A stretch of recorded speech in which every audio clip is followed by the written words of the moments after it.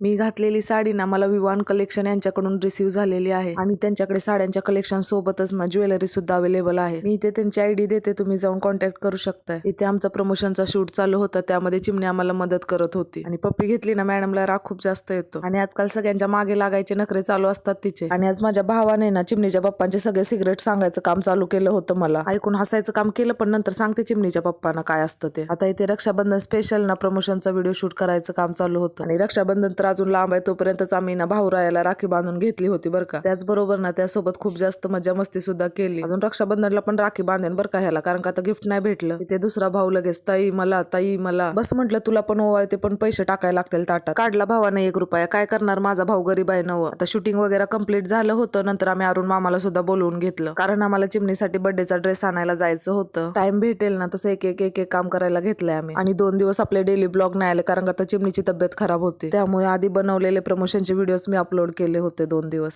खरं तर आम्ही सगळेजण ड्रेस आणायला गेलो होतो, पण कशा टाईपचा ड्रेस घ्यायचा हे कुणालाच माहिती नव्हतं. मी तर आधीच ठरवलं होतं सिंपल आणि साधाच घेईन, कारण पहिलाच बर्थडे आहे मॅडमचा, चिडचिड नाही झाली पाहिजे तिची. तसे ड्रेस बघून ना सगळेच आवडत होते आणि चिमणीचं सुद्धा चाललं होतं पप्पा हा. खरं तर एवढे क्यूट ड्रेस होते ना तिथे असं वाटत होतं सगळेच घेऊन टाकावे. नंतर एक ड्रेस फायनल केला आणि निघालो आम्ही ड्रेस घेऊन. आणि हो, कोणता ड्रेस घेतला ना हा तुम्हाला तिच्या बर्थडेलाच बघायला भेटेल बरं का. थोडीशी एक्साइटमेंट. आणि हे दोघं जाईल ना तिथं कलाकारी करायचं काम करतात, बिचाऱ्याचं मुडकच वाकडं केलं. आणि चिमणीचा ड्रेस सांभाळायची जिम्मेदारी चिमणीलाच दिली होती. तितक्यात शंकरला आवडला लग्नाचा कुर्ता, म्हणा असा सेम कुर्ताच मला लग्नामध्ये घेऊन द्या बरं का माझ्या. म्हटलं थांब आधी तुझं वय तर पूर्ण होऊ दे. उतावळा नवरान गुडघ्याला बाशिंग. नंतर कॉस्मेटिक मध्ये घुसलो, थोडं सामान घ्यायचं होतं आणि पोटामध्ये पडलेले आग विझवायला गेलो डोसा खायला. मी तर उत्तप्पा खाल्ला बाबा, कारण मला उत्तप्पाच आवडतो. आणि घरी निघून आलो तरी शंकरचा आपला तो कुर्ता चालू होता, बिचारा लाजत होता माहितीये का.